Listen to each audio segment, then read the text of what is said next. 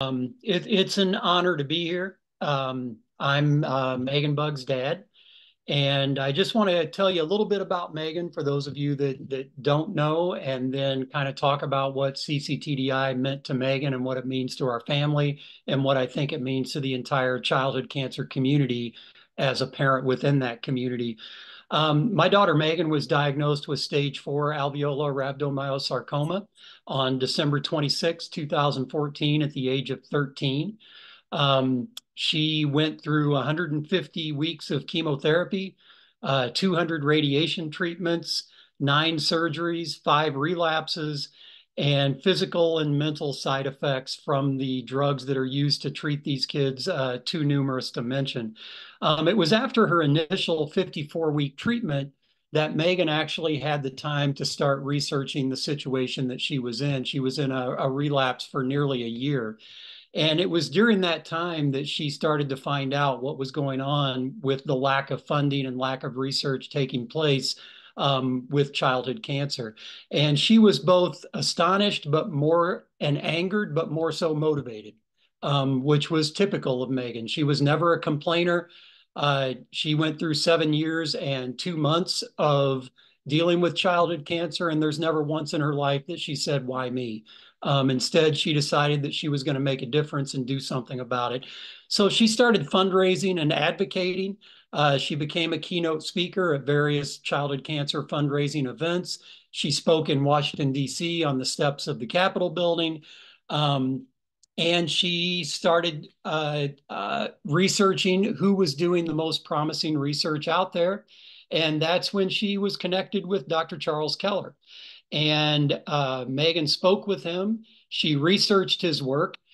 She was very thorough before she would give her money to someone.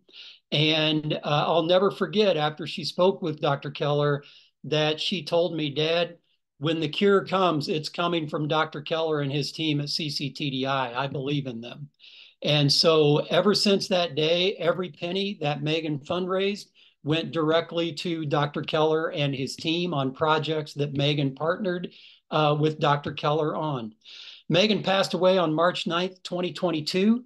At the time of her death, she had raised nearly $1 million to fund childhood cancer research.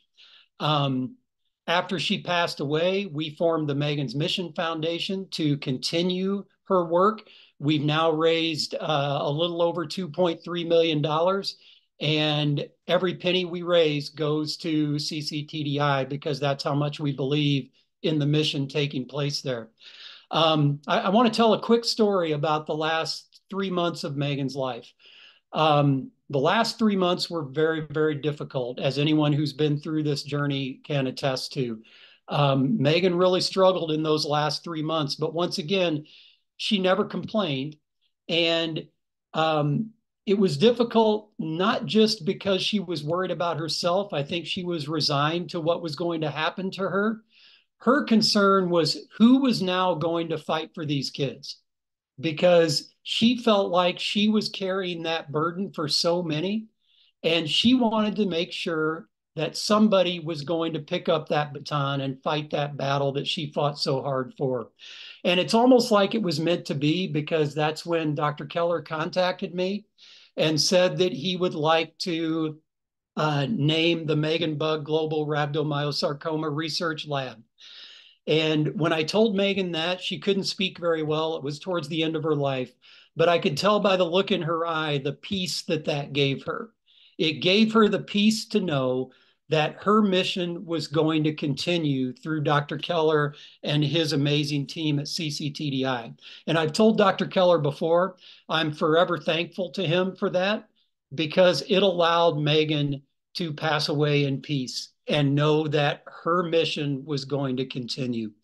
As all of you know, CCTDI is a very unique place. Places that focus solely on childhood cancer research are few and far between, unfortunately.